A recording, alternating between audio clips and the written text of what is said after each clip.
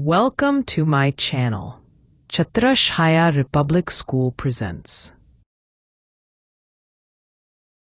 हमारी पृथ्वी की कहानी असल में इसके संसाधनों में लिखी है। तंजानिया के एक छोटे से गांव से लेकर न्यूजीलैंड के हरे भरे मैदानों तक हमारे ग्रह के जो भी प्राकृतिक उपहार हैं वही हमारी जिंदगी को आकार देते हैं। तो चलिए जरा गहराई से समझते हैं। चलिए दो बिल्कुल अलग दुनियाओं में चलते हैं। एक तरफ तंजानिया में मांबा हैं। उनका दिन एक लगातार संघर्ष जैसा है जो दूर दराज से पानी लाने से शुरू होता है और अपनी बकरियों की देखभाल पर खत्म होता है।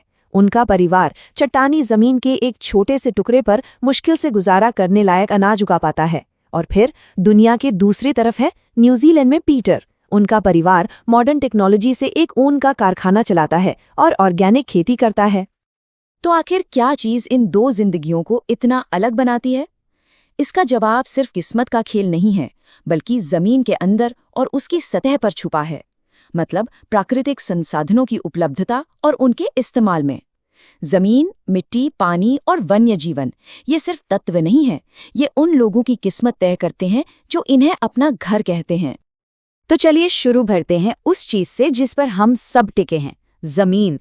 ये हमारी भौतिक नींव है, हर चीज का शुरुआती बिंदु। एक आंकड़ा देखते हैं जो सच में चौंकाने वाला है। दुनिया की 90% आबादी पृथ्वी की सिर्फ 30% जमीन पर रहती है। जरा सोचिए इसके बारे में। हम में से ज्यादातर लोग मैदानी इलाकों और नदी घाटियों जैसे छोटे छोटे हिस्सों में ही बसे हुए हैं, और इसका सीधा सा मतलब है इन इलाकों के संसाधनों पर जबरदस्त दबाव। और यहीं पर भूमि उपयोग का कॉन्सेप्ट आता है। मांबा के परिवार को याद कीजिए, वे अपनी जमीन का इस्तेमाल सिर्फ गुजारे के लिए खेती करने में करते हैं, बस इतना कि पेट भर सके। वहीं पीटर का परिवार अपनी जमीन का इस्तेमाल कमर्शियल फार्मिंग और इंडस्ट्री के लिए करता है। ये जो इतना बड़ा फर्क है वो सिर्फ मिट्टी की क्वालिटी जैसे फिजिकल फैक्टर से नहीं, बल्कि टेक्नोलॉजी तक पहुंच जैसे इंसानी फैक्टर से भी तय होता है। लेकिन यहीं पर एक बहुत बड़ी समस्या खड़ी हो रही है। जैसे जैसे हमारी आबादी और हमारी ज़रूरतें बढ़ रही हैं, हम अपनी ज़मीन पर इतना दबाव डाल रहे हैं कि वो उसे झेल नहीं पा रही है। खेती और कंस्ट्रक्शन का लगातार विस्तार भूमि क्षरण को जन्म दे रहा है। मतलब ज़मीन का धीरे धीरे खराब होना। ये एक खामोश लेकिन बहुत विनाशकारी प्रक्रिया है जो हमारे अस्तित्व की नींव को ही खतरे में डाल रही है। और ये खतरे कई शक्लों में हमारे सामने आते हैं।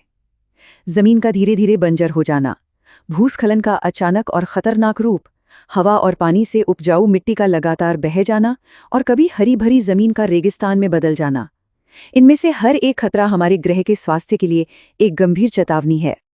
और हाँ, ये कोई काल्पनिक डर नहीं है। हिमाचल प्रदेश के पांगी गांव में सड़क बनाने के लिए जो जोरदार ब्लास्टिंग की गई, उससे एक बड़ा भूस्खलन हुआ।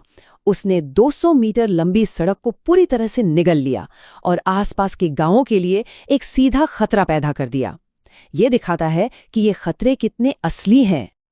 तो हम इसका मुकाबला कैसे कर सकते हैं? अच्छी बात यह है कि विज्ञान हमें भूस्खलन के जोखिम को कम करने के लिए कुछ तरीके देता है। हैजर्ड मैपिंग से हम उन संवेदनशील इलाकों की पहचान कर सकते हैं जहां कंस्ट्रक्शन नहीं करना चाहिए।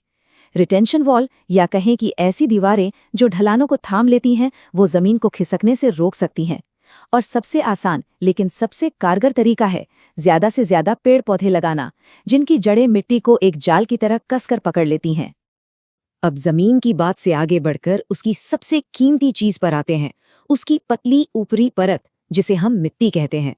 ये सिर्फ धूल नहीं है, ये एक जीवित परत है जो ऑर्गेनिक मैटर, खनिजों और अनगिनत छोटे छोटे जीवों से बनी है, और पृथ्वी पर जीवन के लिए ये बिल्कुल जरूरी है। दुख की बात यह है कि हमारी मिट्टी भी खतरे में है। तो इसके गुनाहगार कौन है? पेड़ों की कटाई जो मिट्टी को खुला छोड़ देती है, जानवरों से हद से ज्यादा चराई करवाना, केमिकल फर्टिलाइजर्स का बेहिसाब इस्तेमाल जो इसके नेचुरल बैलेंस को बिगाड़ देता है, और यहाँ तक कि बारिश और बाढ़ जैसी प्राकृतिक ताकतें भी हमारी कीमती ऊपरी मिट्टी को नष्ट कर रही हैं। लेकिन उम्मीद अब भी बाकी है। हमारे पास मिट्टी को बचाने के लिए कई आजमाए हुए तरीके हैं, जैसे सीढ़ीदार खेती, जिसमें खड़ी ढलानों को सीढ़ियों में बदल दिया जाता है, जिससे पानी का बहाव काफी धीमा हो जाता है। या फिर समोच्च जुताई, जिसमें पहाड़ी की गोलाई के साथ साथ हल चलाया जाता है, जो पानी के कटाव के खिलाफ एक नेचुरल बैरियर बना देता है। और हवा वाले इलाकों में रक्षक मेखलाएं, यानी पेड़ों की लाइनें एक जीवित दीवार की तरह काम करती हैं जो मिट्टी को उड़ने से बचाती हैं। अब आते हैं हमारे दूसरे सबसे महत्वपूर्ण संसाधन पर, पानी। हमारी पृथ्वी को नीला ग्रह कहते तो हैं, लेकिन यहीं पर एक बहुत बड़ा विरोधाभास छिपा है। ये चार्ट देखिए, ये पूरी कहानी बता देता है। सोचिए, अगर पृथ्वी का सारा पानी एक बड़ी बाल्टी में हो तो उसमें से ताज़ा मीठा पानी बस कुछ चम्मच ही होगा, और वो पानी जिसका हम असल में इस्तेमाल कर सकते हैं वो तो एक बूंद से भी कम होगा। 97% से ज्यादा पानी खारा है, और जो थोड़ा बहुत मीठा पानी है भी उसका ज्यादातर हिस्सा बर्फ की चट्टानों में जमा है। आखिर में हमारे इस्तेमाल के लिए सिर्फ 1% बचता है, सिर्फ 1%। और हम इस कीमती संसाधन के साथ कितनी लापरवाही बरतते हैं, इसका ये एक छोटा सा लेकिन चौंकाने वाला उदाहरण है। एक टपकता हुआ नल एक साल में 1200 लीटर पानी बर्बाद कर सकता है। ये इतना पानी है कि इससे सैकड़ों बार नहाया जा सकता है ना परेशान करने वाला ख्याल। और नतीजा ये है कि दुनिया भर के कई इलाके, अफ्रीका के सूखे मैदानों से लेकर ऑस्ट्रेलिया के सूखाग्रस्त इलाकों तक, मीठे पानी की गंभीर कमी से जूझ रहे हैं। ये सिर्फ एक लोकल प्रॉब्लम नहीं है, बल्कि एक ग्लोबल संकट है जो लाखों लोगों की जिंदगी को खतरे में डाल रहा है। तो ऐसा हो क्यों रहा है? असल में ये कई वजहों का एक मिला जुला असर है। बढ़ती आबादी जो ज्यादा भोजन और सामान की मांग करती है, और बढ़ता औद्योगीकरण जो पानी के स्रोतों का अंधाधुंध इस्तेमाल करता है। ऊपर से हम बचे हुए पानी को सीवेज और इंडस्ट्रियल कचरे से प्रदूषित कर रहे हैं, जिससे वो इस्तेमाल के लायक ही नहीं बचता। ये एक तरह का दुष्चक्र है।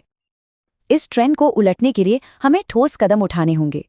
सबसे पहले इंडस्ट्रीज को अपना कचरा साफ करके ही नदियों और झीलों में छोड़ना चाहिए।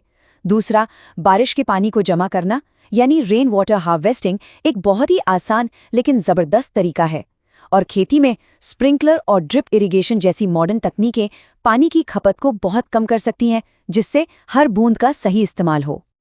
चलिए, अब हमारे ग्रह के जीवित हिस्सों की बात करते हैं, वनस्पति और वन्य जीवन, जो मिलकर जीवन का एक बहुत ही जटिल और खूबसूरत जाल बनाते हैं। ये सब जीवमंडल नाम की एक पतली नाजुक परत में होता है, वो जगह जहां जमीन, पानी और हवा एक साथ मिलकर जीवन को संभव बनाते हैं। इस जीवमंडल के अंदर अनगिनत पारिस्थितिकी तंत्र हैं। आप इन्हें एक बेहद जटिल, आपस में जुड़ी हुई मशीन की तरह समझ सकते हैं, जहां हर एक छोटा बड़ा हिस्सा एक जरूरी भूमिका निभाता है। और यही बात सबसे ज्यादा जरूरी है। इस इकोसिस्टम में हर जीवित प्राणी अपने अस्तित्व के लिए दूसरों पर निर्भर है। पौधे हमें ऑक्सीजन देते हैं, जानवर संतुलन बनाए रखते हैं, और गिद्ध जैसे सफाई कर्मी इकोसिस्टम को साफ रखते हैं। ये एक बहुत ही नाजुक संतुलन है।